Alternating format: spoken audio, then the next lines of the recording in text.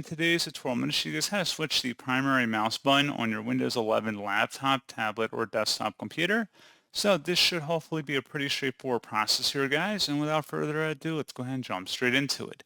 So all you have to do is open up the search menu, type in Control Panel. Best result, you'll come back with Control Panel. Open that up. So your view bar in the top right to large icons, and then you want to select Mouse.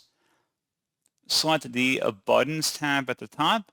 And then if you want to switch the primary and secondary buttons, just go ahead and check mark that. And that's pretty much all you have to do. You would just select apply and OK to save it.